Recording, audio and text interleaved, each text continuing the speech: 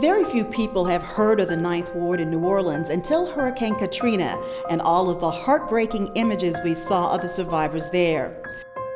Those memories have been captured vividly in a new book by Lynette Wilkinson called UNTOLD, the New Orleans Ninth Ward You Never Knew. I have to say that this is truly a God-inspired book. There is no way that I could have come up with all the ideas for the book that I did on my own. So I have to say it was God-inspired. Aside from that, I had a very strong desire to share the story of the people from the lower Ninth Ward. The images that we saw on television after Katrina could not possibly let people know what these people were really like. And so what I wanted to do was let them know that these were family-oriented people, community-minded, hardworking, and this is something that you just could not see on just a news clip that was just a few seconds long. So I wanted to share that. I am from the New Orleans Ninth Ward. That's where I grew up.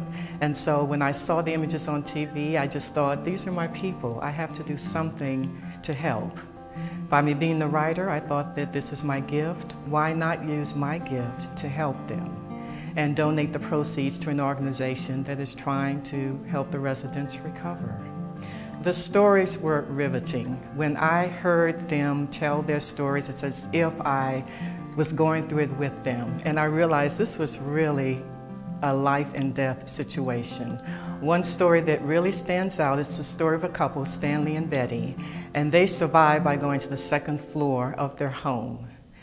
As they were up there, they looked across the field that's directly in front of their home, and they saw waves of up to 25 feet rushing towards them. They had 14.5 feet of water in their home within 10 minutes. So for someone to survive that, if it just comes upon you and you don't even know it, you can see why so many people may have lost their lives. The other thing was just the courage and the faith and the hope of the people that survived this. They had so much to go through, but yet they're still hopeful about the future. What I have heard from the people who lived there and actually went through this are that, number one, of course, the levees. We've been hearing about the levees for many years, how they could have been built up better so that it could possibly have deterred some of that water from flooding. The other thing is, what they reminded me is that a lot of people in New Orleans do not own their own transportation.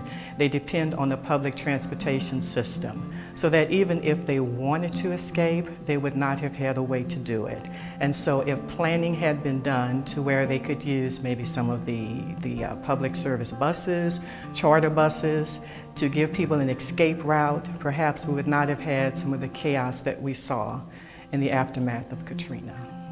What I would like to do is make a tangible contribution, something that will actually help them. And so I'll be looking at certain organizations that are helping the people in the lower Ninth Ward, and I've heard that there are several. The areas where I'm particularly interested are education. My heart is always with the kids, and they are the future of the community. Next, health. If you don't have good health, you can't go forward. And of course, the rebuilding for all of those who want to come back.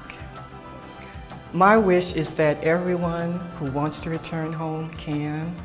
A lot of people felt that there was nowhere else to go. This is where they grew up, this is their home, and they want to be back. So if they desire to be back, I would wish for them that they could return. Not only that, but that they would have the resources that they need and the services so that they can live comfortably. And for the lower Ninth Ward to not only survive, but to thrive, and for it to be even better than the way they remembered it. It's the community. They may have not all been wealthy people, but they were hardworking people. They really cared about each other, and it was more like a family. As one person says in the book, sometimes you didn't know who was really related and who wasn't, because everybody just had that feel and just that camaraderie. They looked out for each other, and that is what's bringing people back now, because they miss that and they're not able to get it living in other places. We all have a purpose in life, and whether or not you decide to fulfill that, that is up to you. It does not mean that what needs to be done will not be done, But what it means is that you will miss the blessing from not doing what you're supposed to do. And I was determined I was not going to miss my blessing. I was going to go through with this, and I was going to do the very best that I can. So if this is it for me, then I am perfectly happy. It's wonderful.